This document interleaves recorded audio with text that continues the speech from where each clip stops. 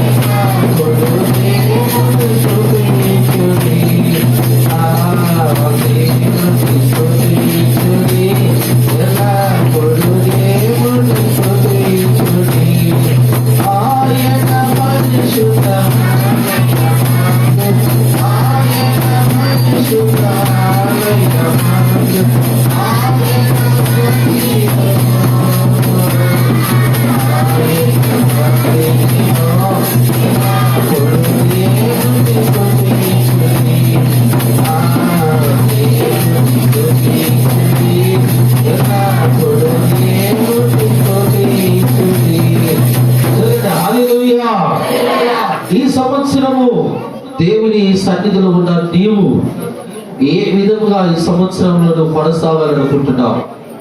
నిన్ను ఆశీర్వదించడానికి దేవుడు ఈ సంవత్సరాన్ని నీకు ఇచ్చాడు. నిన్ను దీవించడానికి దేవుడు ఈ సంవత్సరాన్ని ఇచ్చాడు. ఈ సంవత్సరం అనే దయా కిరీటాన్ని దేవుడు నీకు ధరింపజేశాడు గనక నువ్వు ఈ సంవత్సరమైన దేవుని కొరకు నమ్మకంగా బ్రతకాలి. దేవుని సన్నిధిలో నమ్మకంగా ఉండాలి. దేవునికి నమ్మకంగా బ్రతకాలి. నీ జీవితంలో దేవుడు ఆశ్చర్యకరమైన కార్యాలు జరిగే విధముగా నీవు దేవుని యందు భయభక్తులు కలిగి జీవించాలని దేవుని వాక్యం మనకు తెలియజేస్తుందండి. దేవునికి స్తోత్రం. ఆ రీతిగా దేవుని యొక్క సన్నిధిలో నువ్వు ముందుకు కొనసాగాలి. ఈ సంవత్సరము నీ జీవితంలో ఒక ఆశీర్వాదకరమైన సంవత్సరముగా, ఒక దీవెనకరమైన సంవత్సరంగా, నీ కష్టాలు నీ బాధలు తొలగిపోయే సంవత్సరంగా, నీ నిందల అవమానాలు తొలగించే సంవత్సరంగా నీకు ఇచ్చిన ఈ 2025 సంవత్సరము దేవుడు నీకు ఆశీర్వాదకరంగా మార్చే విధముగా నీ కొరకు దేవుడు ఒక ఆశీర్వాదకరంగా మారే విధంగా నీవు ఈ సంవత్సరాన్ని కోరుకుంటూ నీవు దేవుని సన్నిధిలో ముందుకు కొనసాగాలి. దేవునికి స్తోత్రం. హల్లెలూయా. ఈ సంవత్సరం కూడా దేవుని వాగ్దానం మనకు అదే. దేవుడు నిశ్చయముగా సంఘాన్ని మిమ్మల్ని మనందరిని ఆశీర్వదిస్తానని సంఘ వాగ్దానం అండి. మీరు దేని గురించి చింతించవలసిన అవసరం లేదని ప్రభు అంటున్నాడు. మీ చింత యావత్ ఎవరి మీద వేయాలంట? చెప్పండి. మీరు మొయ్యలేదా బరువు? ఎందుకంటే మీ భారం యెహోవా మీద మోపండి అన్నారు దేవుడు. మీ భారం అంతా ప్రభు మీద మోపండి. మీరు ఏం చేయాలంటే ఈ నూతన సంవత్సరంలో దేవుడు ఏ వాగ్దానం ద్వారా నీతో మాట్లాడాడో, ఈ సంవత్సరం దేవుడు ఏ వాగ్దానం అయితే నీ పట్ల చేశాడో అది నెరవేరాలని 10 దినము కూడా నువ్వు ప్రార్థనాపూర్వకంగా నువ్వు గడపటము దేవుని సన్నిధిలో నేర్చుకోవాలి. దేవునికి స్తోత్రం. నువ్వు సమయాన్ని దేవునికి ఇవ్వాలి. ప్రభు సన్నిధిలో కొనసాగాలి. చూడండి, ఈ సమయంలో సంఘ వాగ్దానం చదువుదాం. సంఘ వాగ్దానాలు కూడా మీరు రాత్రి చెప్పాను. మళ్ళా ఇప్పుడు కొంతమంది రాత్రి రాలేదు. చూడండి, సంఘ వాగ్దానం ఏమేమి గంధము 2వ అధ్యాయము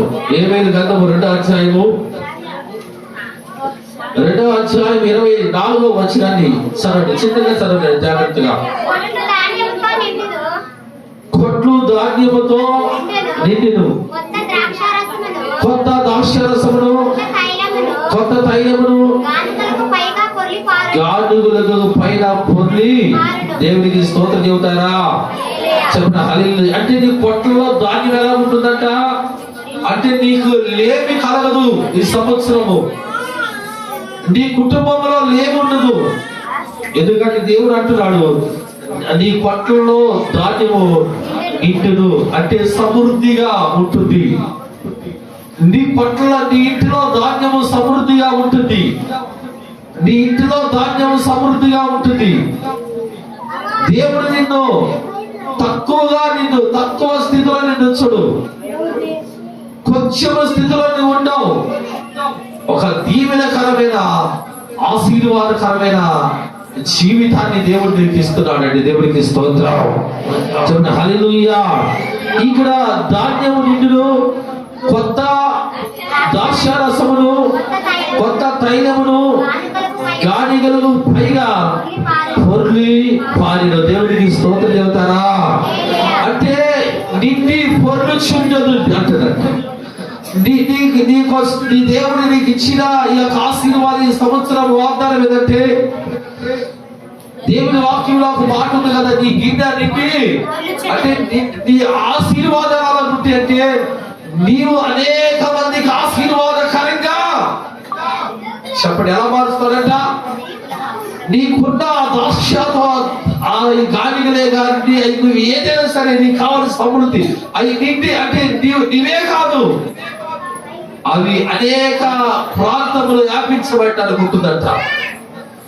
నీ యొక్క ఆశీర్వాదం అనేక మందిని ఎంతకు వచ్చే విధంగా ఉంటుందంట. నీవు అనేక మందికి ఆశీర్వాదకరంగా దేవుడిని నేను అలాగా ఆశీర్వదిస్తానని వాగ్దానం చేస్తున్నానండి. ఈ వాగ్దానాన్ని నువ్వు నమ్మాలి. ఎందుకంటే నమ్మదగిన వాడు మన దేవుడు వాగ్దానం చేశాడు. ఆయన ఈ సంవత్సరం నేను అలాగా ఒక ఉన్నతమైన ఆయన కృప వచ్చి నిన్ను ఆశీర్వదిస్తాడంట. నిన్ను తలగా ఉంచుతాడు, తోకగా చెప్పండి ఎలా ఉంటావు నువ్వు? అది ఏమైనా డబ్బులో కానీ, ఆర్థికమైన సమస్యలో కానీ, లేదా ఆత్మ సంబంధమైన విషయమే కానీ, లేదా నీవు జీవించే ఆ జీవిత గమ్యమే కానీ, నిన్ను దేవుడు ఒక తలగా ఉంచుతాడు. నిన్ను అవమానించిన వారు, నిన్ను నిందించిన వారు, నిన్ను సొరిగిన వారు, నీ మీద పొదిగిన వారు, నిన్ను హేళన చేసిన వారు సిగ్గుతో తలదించుకునే విధంగా ఆయన నిన్ను తల ఎత్తి ఆయన ఆశీర్వదించబోతున్నాడు. దేవుడికి స్తోత్రం. చెప్పండి హల్లెలూయా, చెప్పండి హల్లెలూయా. ఆ విధంగా ఈ నూతన సంవత్సరాన్ని దేవుడు మనకు ఆశీర్వాదకరంగా మన సంఘములో కూడా అనేకమైన అద్భుతాలు ప్రభువు చేయబోతున్నాడండి. సంఘములో ఉన్న బిడ్డలు ఎదురు చూస్తున్నారు. బిడ్డల కొరకు దేవుడు మొయ్యబడిన గర్భాలను తెరవబోతున్నాడు. దేవుడు మొయ్యబడిన గర్భాలను తెరవబోతున్నాడు. ప్రతి ఒక్క అవమానాన్ని తొలగించి దేవుడు నిన్ను ఒక ఆశీర్వాదకరముగా ఆయన నిన్ను నిలబెట్టబోతున్నాడు. ఈ సంవత్సరాన్ని దేవుడు అలాగ ఆశీర్వాదకరంగా ఉంచుతున్నాడు. అలాగ దేవుడు నీ జీవితాన్ని గొప్ప ఆశీర్వాదకరమైన దీవెన ఉంచుతున్నాడండి. దేవుడికి స్తోత్రం చెబుతారా? చూడండి హల్లెలూయా. చూడండి 25 వచ్చిన చూడండి. మీరు కడుపారా తిని తృప్తి పొంది మీ కొరకు వింత కార్యములను జరిగించిన మీ దేవుడైన మీ కొరకు నేను చేయించిన మీరు కడుపారా తిని, మీరు కడుపు నిండా తిని కడుపారా అంటే మీకు నీకు ఏది తక్కువ కలగకుండా నీకు నేను అన్ని విషయాలు సహాయం చేసిన, మనుషులకు జరిగించిన మీ దేవుడైన యెహోవా నామమును స్తుతించినట్లు నేను పంపిన గొంగలి పురుగులను, పసర పురుగులను, చీడ పురుగులను నా మహాసైన్యము దేవుడికి స్తోత్రం చెప్పండి హల్లెలూయా. ఏంటంటే నువ్వు నష్టపోయావు గత సంవత్సరము, నీ జీవితంలో అనేక నష్టాలు జరిగినాయి కదా. దేవుడు అంటున్నాడు అన్నింటిని తొలగించి నిన్ను ఎలా చేస్తాడండి? నీకు మరలా నేను తిరిగి ఇస్తున్నా. అది ఏదైనా సరే నీకు ఏ విధమైన నష్టంలో మిగిలిపోవచ్చు, ఏ విధమైన ఆర్థికమైన సమస్యల్లో ఉండొచ్చు. ప్రభు అంటున్నాడు నేను తిరిగి మరలా నీకు నేను ఇస్తాను. దేని కొరకే తెలుసా? నా నామమును ఘనపరచడానికి నేను మరలా నాకు చేస్తానంటున్నాడు. దేవునికి స్తోత్రం చెప్పండి హల్లెలూయా. నీ నిందలు తొలగిపోతున్నాయి, నీ బాధలు తొలగిపోతున్నాయి, నీ అవమానాలు తొలగిపోతున్నాయి, నీ ఆర్థికమైన సమస్యలు తొలగిపోతున్నాయి. దేవుడు మరలా నిన్ను పోగొట్టుకున్న వాటికి మరలా రెండంత ఆశీర్వాదాలు ప్రభు నిలిచి ఆయన నీకు ఇచ్చి ఆయన నిన్ను దీవించి ఆశీర్వదించి ఆయన కృపలో నడిపిస్తారట. దేవుని సంఘవాగ్దానం ఇది. ఈ సంఘవాగ్దానం మన బేతేలు మినిస్ట్రీ అంటే ఇంటర్నేషనల్ సెన్స్ ఇచ్చి అంటే హైదరాబాద్ లో మరి తెలంగాణ ఆంధ్ర రాష్ట్రం, అక్కడ తెలంగాణలో ఉన్న మరి బేతేలు మినిస్ట్రీ, ఇక్కడ ఆంధ్రప్రదేశ్ లో బేతేలు సంఘాలు, ఇన్ని సంఘాలకు మరి ప్రాముఖ్యమైన వాగ్దానం వంటిది. దేవుడు ఆ రీతిగా ఈ సంవత్సరం అంతా ఈ వాగ్దానము మన సంఘములో బిడ్డలలో పెద్దలలో మనకు కలిగిన సమస్తములు దేవుడు ఇటువంటి ఈ సంఘ వాగ్దానము దేవుడు మన జీవితంలో ఆశీర్వదించి దీవించి ఆయన కృపలో నడిపించునుగా. ఆమె చెప్పండి గట్టిగా హల్లెలూయా, హల్లెలూయా. ఈ సమయంలో మీరు ప్రాముఖ్యంగా మరి రాత్రి చాలా మంది వాగ్దానాలు తీసుకున్నారు. దేవుడు మీతో మాట్లాడున్నాడు. అలాగే ఇంకా ఈ సమయంలో వాగ్దానాలు తీసుకుని వారు మీరు వాగ్దానాలు తీసుకోండి. అలాగే ఈ సాయంత్రం అమ్మా ఎవరంతా పిల్లలు చూడు కాల్ చేస్తున్నారమ్మా, ఆ గేట్లు పట్టుకుని అట్లా పడతారు. ప్రతి కూర్చోబెట్టుకున్నామ్మా, పిల్లలు కూర్చోబెట్టారు. మీకన్నా ఎనక ఆ మనుషులు వాక్ వింటున్నారు, వాళ్ళు వినేటట్టు చేయండి, కూర్చోబెట్టుకోండి. వెనకాల బయట ఉన్న వాళ్ళకి వాక్ వినపడాలి, మీరు దగ్గర కూర్చోబెట్టుకోండి పిల్లలు. దేవుడికి స్తోత్రం చెప్పండి గట్టిగా, చెబుతారా? హల్లెలూయా. అలాగే ఈ రోజున మరి క్యాలెండర్ కూడా మీకు ఇవ్వబడుతుంది. క్యాలెండర్ కూడా తీసుకోండి. ఎందుకంటే ప్రాముఖ్యంగా క్యాలెండర్స్ ఎందుకు తీసుకుంటున్నారు చెబుతారా? దేవుడికి స్తోత్రం చెబుతారా? చెప్పండి, క్యాలెండర్ ఎందుకు తీసుకుంటున్నాం మనం? చాలా మంది ఈ క్యాలెండర్ ఎందుకు తీసుకుంటున్నారంటే, నేను చూస్తున్నా కొంతమందికి క్యాలెండర్ మీకు ఇచ్చేది ఎందుకంటే, ప్రతిరోజు మీరు వెళ్ళగానే ఆ క్యాలెండర్ మీద ఏముంటుందండి, ఈ రోజు ఏ తారీఖు ఎన్ని, ఏం చెప్పండి, చెప్పలేము, 1వ తారీఖు. ఈ రోజు ఏముంటుంది క్యాలెండర్ మీద? వాగ్దానం. ఆ క్యాలెండర్ మీద దగ్గరగానే 1వ తారీఖు ఆ వాక్యాన్ని చదువుకొని నువ్వు చిన్న ప్రార్థన చేసుకొని నువ్వు నీ పని నువ్వు కొనసాగించాలి. దేవునికి స్తోత్రం. అలాగే నీకు దీవెన. నువ్వు ఆ క్యాలెండర్ తగిలించుకొని దాన్ని నువ్వు ఎలాగ ఉపయోగించుకుంటున్నావు అంటే బాగా వినండి, చూద్దానండి. ఒక మాట చెబుతానండి. నేను కొన్ని గ్రామాలకు వెళ్ళినప్పుడు మన క్యాలెండర్స్ అక్కడికి వెళ్ళి ఉంటున్నాయి. ఆ క్యాలెండర్ ఎలా పెడుతున్నారు తెలుసా? ఒకరైతే గుమ్మానికి, ఏ గుమ్మానికి? గుమ్మాన్ని తగిలిస్తున్నారు. నాకు తెలియకుండా 2-3 వెళ్ళిపోతారు. ఎక్కడ పోతారు తెలియదు. ఒకటేమో బెడ్రూమ్, ఒకటేమో వంటగదిలో, ఒకటేడా గుమ్మంలో. ఒక ఆవిడ ఎందుకమ్మా ఇన్ని క్యాలెండర్స్ ఎట్లా పెట్టామంటే, అదేమో దెయ్యాలు లోపల రాకుండా. ఎక్కడట ఏం రాకుండా? ఆ క్యాలెండర్ అక్కడ ఉంటే ఏముంటుందంట, ఇవన్నీ పిచ్చి పని. దీనివల్ల ఆ క్యాలెండర్ ఉండాల్సింది కాబట్టి ఆ క్యాలెండర్ అంటుందయ్యా, ఆ క్యాలెండర్ లో నువ్వు ఉన్నావు, ఆ క్యాలెండర్ ఉంది, అలా ఉంటే దెయ్యాలు రావని, బెడ్రూమ్ లో దెయ్యాలు ఉండవని, వంటగదిలో నీకు క్యాలెండర్ ఇస్తుంది నువ్వు వాక్యం చదువుకోవడానికి, కానీ దెయ్యాలు వస్తాయని క్యాలెండర్ పెట్టుకోవడానికి కాదు. నువ్వు అలాగా పెట్టుకున్నాడు నీ పొరపాటే, దానివల్ల ఏం కూడా కాదండి. ఒక ఆమె అయితే జరిగిందో తెలుసా? ఆ క్యాలెండర్ ఆ పటాల మధ్యన వచ్చి పెట్టి దానికి పూలదండ పడేసింది. ఎవరికి ఎందుకు పూలదండ వేసింది? నేను అడిగా, ఏందమ్మా ఈ పని అన్నా. అయ్యా, ఎందుకంటే ఇది క్యాలెండర్ లో దేవుడు ఉన్నాడు, నువ్వు కూడా ఉన్నావు. మాకేంటంటే మాకు జీవితాలు ఎన్నో కార్యాలు జరిగినాయి. ఈ క్యాలెండర్ కూడా మేము ఒక దేవుడుగా, ఎందుకంటే క్యాలెండర్ లో దేవుడు కాదు, క్యాలెండర్ లో ఉన్న పాస్టర్ల దేవుడు కాదు, లేకపోతే నీకు మోదం చెప్పే దేవుడు పాస్టర్ల దేవుడు కాదండి. దేవుని వాక్యాన్ని మనం చదువుకోవాలి. దేవునికి ఇవ్వాల్సిన స్థానం దేవునికి ఇవ్వాలి. దేవునికి స్తోత్రం చెప్పండి. హల్లెలూయా. చాలా మంది నాకు ఒక స్థలంలోకి నేను వెళ్ళి ఒక హిందువుడు తనతో మాట్లాడుతుంటే ఎవరొస్తులు ఉన్నంతరాలు ఉన్నాయి. ఒక భయంకరమైన దురాత్మలతో బాధపడుతున్నాడు. ఆయనేమో అన్యుడు. నేను ఏయా ఏంటి ఇన్ని అంతరాలు కట్టావు, గ్యాప్ లేకుండా, చేతికి కాళ్ళకి మెడలో కాళ్ళకి గ్యాప్ లేకుండా కట్టేసావు, ఏంటి నీ సమస్య ఏంటి అని అన్నాడు. అయ్యా, నేను వస్తా బైక్ మీద పడిపోయాను. ఆ రోజు నుంచి నాకు భయంకరంగా నా కాలు పోయి అవసరం కొట్టుకుంటుంది. నాకు తెలియకుండా నేను మంచం మీద నుంచి పోయి ఎక్కడ పడి ఉన్నాను. సరే ఏం చేశాను? అయ్యా, పలానా స్థలానికి వెళ్ళాను, అక్కడేమో ఆడది ఏం పట్టిందని అంత వేశారు. ఆ రోజు దగ్గర ఇంకొక స్థలానికి వెళ్ళాను, అక్కడికి వెళ్తే వాడేమో మగది ఏం పట్టిందని అంతరం వేశాడు. అలా తగ్గలేదు ఇంకొకరుగా చెప్పి నసరా పెట్టి నేను అక్కడేం చేతబడి ఏం పట్టిందని అంతరం వేశాడు. అక్కడ వేసుకున్నాను. ఇంకొక స్వామికి వెళ్ళాను, అక్కడ పోతే పాకి దొక్కేమని అర్థం. ఎన్ని అంతరాలు వేసుకుంటావు నాయన నువ్వు అన్నా. వేసే నిజ దేవుడు, నువ్వు అంతరాలు తీసైనా ప్రార్థన చేస్తా, నీలో దెయ్యం ఉంటే బయటకు వచ్చి తొలగిపోయింది అంటే ఆడాలంటాడు తెలుసా? అయ్యా, ఒక ఆయన చెప్పాడు, ఏసురత్నం ఆ నూనె కొబ్బరి నూనె పోసుకుంటే చాలు, నీకు రోగం తగ్గిపోయింది, కొబ్బరి నూనె ఉంటే చాలు అంటున్నాడు. అంటే నేను అన్నాను, ఈ యంత్రాలు పెట్టుకుని కొబ్బరి నూనె పోసుకున్నా, లేదా నీవు 2 కేజీలు నెత్తి మీద పోసుకున్నా, నీలో ఉన్న బలహీనత అనేది పోనే పోదు. యేసుక్రీస్తు ప్రభువారు నిజ రక్షకుడు. ఆయన ఎందుకు వచ్చి నువ్వు దేవుని మందిరానికి వచ్చి సేవకుడి ద్వారా ప్రార్థన చేసుకోపోయింది అన్నారండి. వాడు అంటాడు, ఏమంటాడు తెలుసా?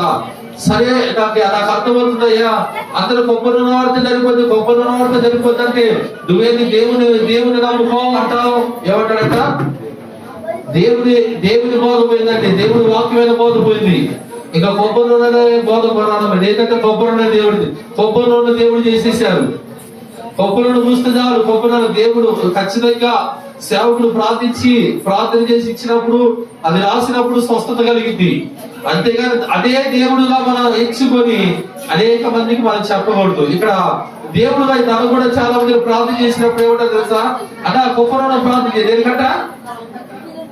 దేని ప్రార్థన చేయాలంట? ఇది అల్ప విశ్వాసం. నేను చెబుతున్నాను, దేవుని మీద నమ్మకం ఉంచండి, దేవుని మీద నమ్మకాన్ని కలిగి ఉండండి. మీకు ఇచ్చే ఆ క్యాలెండర్ లో దేవుని వాక్యం ఉంటుంది. దయచేసి నేను మిమ్మల్ని బ్రతిమలాడతా, సంవత్సరానికి సరిపోయే వాక్యాలు ఉన్నాయి. ప్రతిరోజు నువ్వు బైబిల్ ఎందుకు చదవు, నాకు తెలుసు. నువ్వు బైబిల్ చదవు, కనీసం ఆ వాక్యమే చదువు. దేవుడి నీ జీవితంలో కార్యం చేస్తాడు. అటు కృప దేవుడు మనకు అనుగ్రహించి మనల్ని ఆశీర్వదించును గాక. అలాగే క్యాలెండర్లు కూడా ఈ సమయంలో ప్రార్థన ద్వారా వాటిని మనందరికీ ఇవ్వబడుతుంది. తలలో వంచండి, కళ్ళు మూసుకోండి. అందరూ కూడా ప్రార్థన చేస్తున్నా, తలలో వంచండి, కళ్ళు మూసి చిన్న ప్రార్థన చేయండి. నూతన సంవత్సరంలో మనం అందరం కూడా ప్రార్థించాలి. తలలో వంచి కళ్ళు మూసుకోండి, చిన్న ప్రార్థన చేయండి.